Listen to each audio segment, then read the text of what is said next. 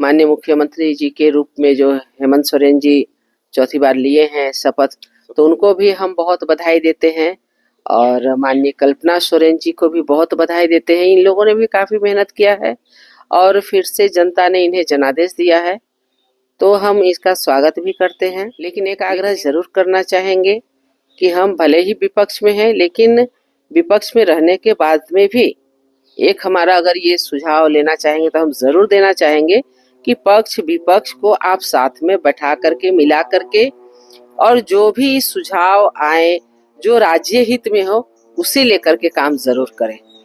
नमस्कार, मैं हूं शशि कुमार। आप देख रहे हैं रांची क्लब टीवी में, आप सभी का स्वागत है। तो झारखंड विधानसभा चुनाव इस बार 2 चरणों में संपन्न हुआ। पहला 13 नवंबर तो दूसरा 20 नवंबर को, जिसका परिणाम 23 नवंबर को सामने आया और झारखंड में इस बार फिर से हेमंत सोरेन का सरकार रिपीट हो चुका है।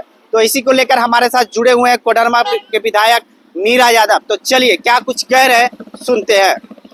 निश्चित रूप से देखिए, तीसरी बार हमें कोडरमा का सेवा करने का सौभाग्य मिला। इसके लिए पहले तो हम केंद्र और प्रदेश नेतृत्व के प्रति आभार व्यक्त करते हैं और जो हमारे कोडरमा के देवतुल्य अभिभावकगण हैं, देवतुल्य जो जनता है, उनके प्रति आभार व्यक्त करते हैं कि उन्होंने भी हम पर तीसरी बार भरोसा किया है। और हम ये भी कहना चाहेंगे कि जिस प्रकार 10 वर्षों तक उनकी हम लगातार बहन बन करके, बहू बन करके, बेटी बन करके सेवा करते रहे, पूरी निष्ठा, श्रद्धा, ईमानदारी, पारदर्शिता के साथ हमने कोडरमा की सेवा की है। और जब शिक्षा मंत्री हम थे तो उस समय भी पूरे झारखंड में जहाँ तक बन पाया, हमने पूरे झारखंड में जो पिछड़े क्षेत्र थे वहाँ पर भी शिक्षा का अलख जगाने का काम किया।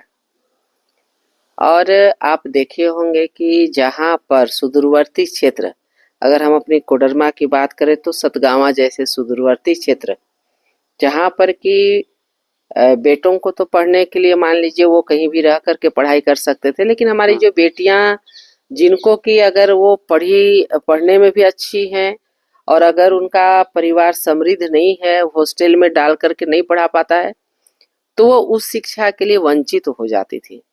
तो ऐसी सोच करके हमने सुदूरवर्ती क्षेत्र, सतगावा जैसे सुदूरवर्ती क्षेत्र से लेके झारखंड में जो आपका मधुपुर विधानसभा है वहाँ से लेकर के हमने मनोहरपुर तक, जो कोल्हान का एकदम किनारा क्षेत्र है, ऐसे सुदूरवर्ती क्षेत्रों में भी हमने एजुकेशन हब बनाने की कोशिश की, ताकि जो झारखंड का पैसा है झारखंड में ही रहे और मजबूरी में हमारे बच्चों को बाहर जाने की ज़रूरत नहीं पड़े।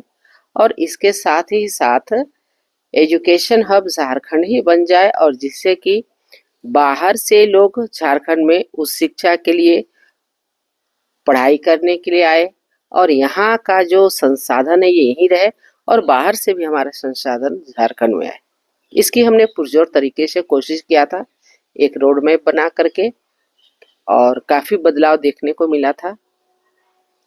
और जब हमारे माननीय मुख्यमंत्री रघुवर दास जी के नेतृत्व में जब सरकार बनी थी तो हम लोगों ने कई बुनियादी सुविधाओं को सबसे पहले सामने में रख करके काम करने का काम किया था, जिससे विकास की एक लंबी रेखा खींची गई थी।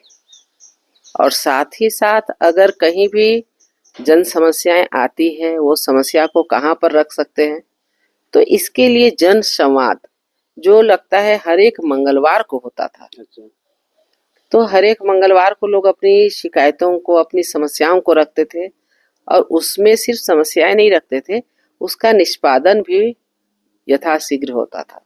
तो ये एक बहुत बड़ी बात थी जो कि ये हेमंत सरकार में इसकी कमी रही और लोग समस्याओं को कहाँ रखेंगे इसकी काफ़ी परेशानी हुई। तो हम तो ये पहले माननीय मुख्यमंत्री जी के रूप में जो हेमंत सोरेन जी चौथी बार लिए हैं शपथ, तो उनको भी हम बहुत बधाई देते हैं और माननीय कल्पना सोरेन जी को भी बहुत बधाई देते हैं। इन लोगों ने भी काफ़ी मेहनत किया है और फिर से जनता ने इन्हें जनादेश दिया है, तो हम इसका स्वागत भी करते हैं।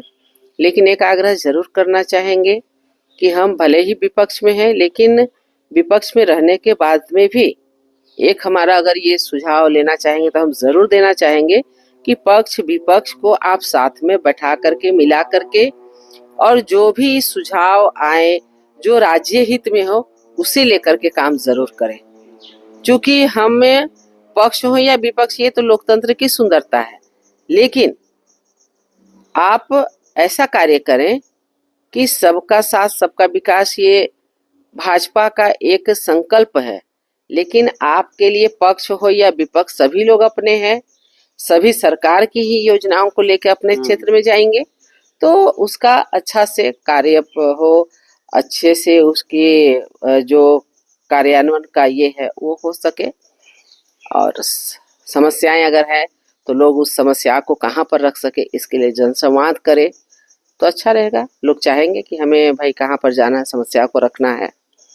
और बाकी अब तो चौथी बार का वो मुख्यमंत्री हैं, तो हमें लगता है अनुभवी भी काफी हैं, हो ही गए होंगे। तो बस अच्छे से विचार करके करें, हमारी शुभकामनाएं हैं। अच्छा, एक जो उनका चला रहा मैया समान योजना है, जो कि हर अब इसे एक बोला जा रहा है कि 25 तारीख तक 2,500 सभी को देने, उसको आप किस तरह से देखते हैं? क्या लगता है कि इस बार ये योजना से पूरा लाभ मिल रहा है जनता को? देखिए, सच्चाई है कि मैया समान योजना जो है हमारी बहनों को, माताओं को लाभ मिलेगा, लेकिन उसमें सभी लोग नहीं आ पाएंगे। कई सारी चीजें हैं जिसमें सभी को लाभ तो हम दे नहीं सकते हैं। लेकिन अगर आप कोई फैक्ट्री, कोई उद्योग धंधा लगाते हैं, तो मतलब इसके जगह पे आप कहीं और काम करते हैं? हाँ, निश्चित रूप से अगर कोई उद्योग धंधा लगाते हैं, क्योंकि हमारे पास युवाओं की कमी नहीं है, हमारे पास बहुत सारे ऐसे लोग हैं जो काम करना चाहते हैं। तो अगर कोई फैक्ट्री खोल दे, उद्योग धंधा स्थापित कर दिए, तो ऐसे में क्या होगा कि लोगों को ज़्यादा से ज़्यादा उसमें लाभ मिल पाएगा। जो लोग काम करेंगे उनको पैसा मिलेगा और वो अपने जीविकोपार्जन के लिए एक सक्षम हो पाएंगे, अपने घर परिवार को अच्छे ढंग से चला पाएंगे। तो हमारा ये मानना है, कोई भी सरकार है, अगर आप फ्री में कुछ दे रहे हैं, इस पे हमारा कोई कमेंट नहीं है। हमारा अपना व्यक्तिगत सुझाव है कि आप फ्री में देने से ज़्यादा अच्छा अगर उद्योग धंधे लगा देते हैं, वहाँ पर के अनुसार जो वहाँ पर आप काम कर सकते वैसा कुछ काम करते हैं, तो वहाँ सारे लोगों को जो उस लायक है वो काम करेंगे और अपने परिवार का अच्छे से भरण पोषण करेंगे और स्वाभिमान के साथ वो आगे बढ़ पाएंगे। ठीक, थैंक यू। तो तमाम इसी तरह के खबरें देखने के लिए आप हमारे वीडियो को लाइक, कमेंट, शेयर जरूर करें। चैनल पे नए हैं तो चैनल को सब्सक्राइब करें। जय हिंद, जय भारत।